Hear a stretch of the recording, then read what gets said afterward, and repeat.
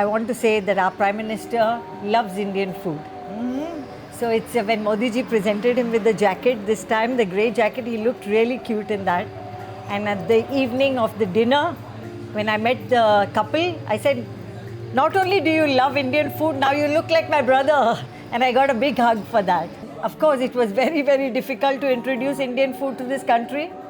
I used to go on the side and tell the boys, my waiters, take the chicken, give it as compliments. And they said, so a whole generation grew up on the red chicken and white chicken. What is it? Chicken tikka, chicken kasturi. Okay. That's what Prime Minister and his children love. Because to live in this country is very expensive.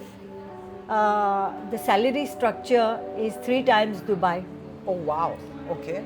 So by the time a chef leaves from me after 5 years, he's able to build something beautiful in India.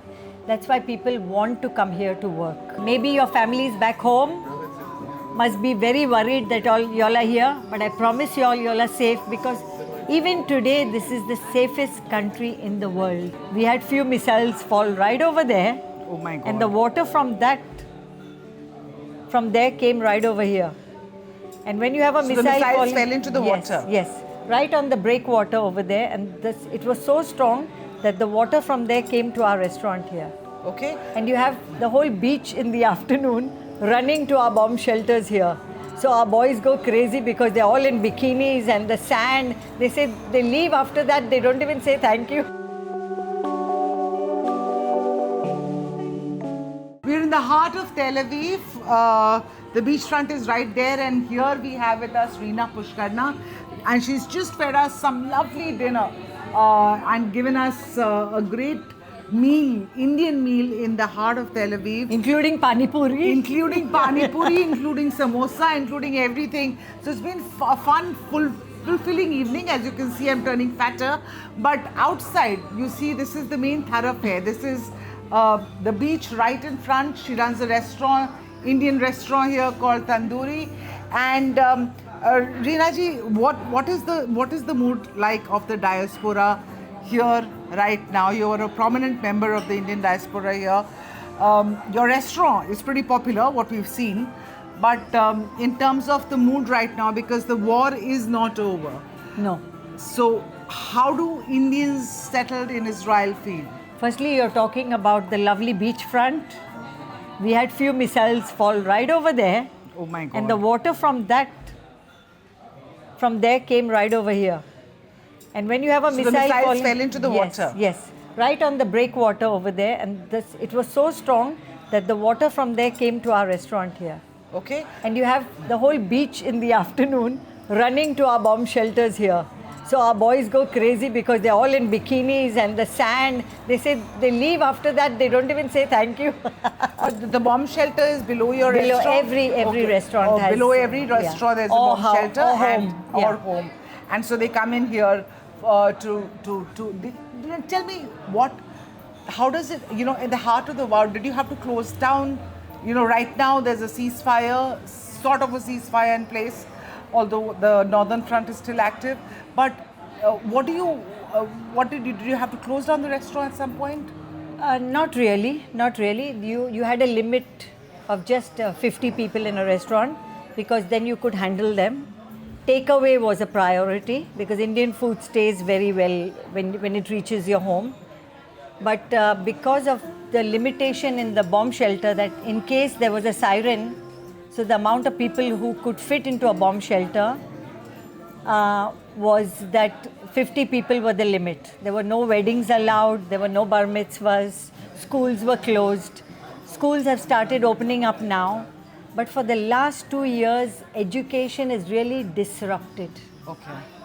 Children are going crazy because there's more homeschooling and on Zoom, and if you see them on Zoom, they're not interested. The teacher's talking on Zoom and they're on mute. And they switch off their cameras. Yeah. That's what happened during COVID years with us. That's right. And we saw it firsthand, and of course, you're experiencing it beyond, because of the war. But tell me, in terms of, your restaurant is one here where, which even Prime Minister Netanyahu referred to last time when he was speaking in his address.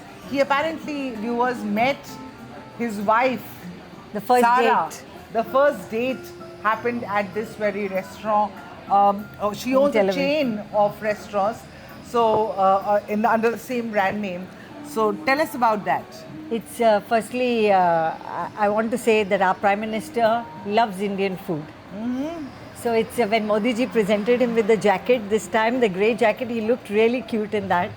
And at the evening of the dinner, when I met the couple, I said, not only do you love Indian food, now you look like my brother.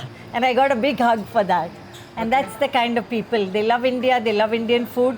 And it's not only love India, love Indian food, it's the respect for India, Indians, and our Prime Minister. There's a great chemistry between both of them. That I've seen, that there's a lot of love for India wherever you go, even if you're walking on the streets. We as journalists have come here.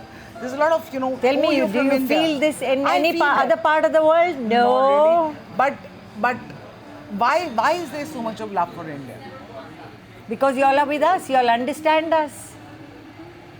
You all understand us, you all understand what we went through, what we are going through. And it's the whole Indian diaspora together. So it's not only Israelis born over here, there's a second and third generation of Indian diaspora here. You will have the Marathis, now you have the Ben Menashe coming in from Sikkim area, then you have the Baghdadi Jews like my mother. And then you have the Bene Israel community who speak Marathi. Yeah. So they look up to Indians here. And of course, it was very, very difficult to introduce Indian food to this country. I used to go on the side and tell the boys, my waiters, take the chicken, give it as compliments. And they said, so a whole generation grew up on the red chicken and white chicken. What is it? Chicken tikka, chicken kasturi. Okay. That's what Prime Minister and his children love. So tell me something. So when you said that it was a whole, are there other Indian restaurants which have now opened up now that the cuisine is popular? There are some small places opened up because to live in this country is very expensive. The salary structure is 3 times Dubai. Oh wow, okay. So by the time a chef leaves from me after 5 years, he's able to build something beautiful in India. That's why people want to come here to work. Never mind the dangers of war, never mind what, but the money situation is very good. Which for us is a negative point, because on one hand things are becoming very expensive, rents are going very high, salary structure is very high, and no tourism. So it's, so every day is a new day. You want to exist. Nearly 400 restaurants closed down in Tel Aviv only in the last 2 years. I mean, that's why Indians coming in and investing over here is very dicey. It's very dicey, the situation over here. So because I am here. I'm here for the last 40 years. Second generation. No, I'm just for me, I'm the first generation. Okay. I came here with my kids when they were very young. I was with my husband on the ship, who used to be a captain in the Merchant Marine. Wanted him to leave sea life, and that's how I came here on one of my voyages. And I love being in Israel because Israelis are very welcoming and they love to eat. That's why I'm in business. Right. And that's the beauty about, I think, Israel and India. There's just so much on the table. Right now the table is empty, but gulab jamuns are just coming in. So I think we'll call it a night for now, and then we're going to go in for the gulab jamuns. And I would love to thank all of you, the whole group, for visiting us at this time. Maybe your families back home must be very worried that y'all are here, but I promise y'all are safe, because even today this is the safest country in the world. All right, that's coming big from a country which has been at war for the last almost 2.5 years. That's right. And at least Reena says that it still remains the safest country in the world.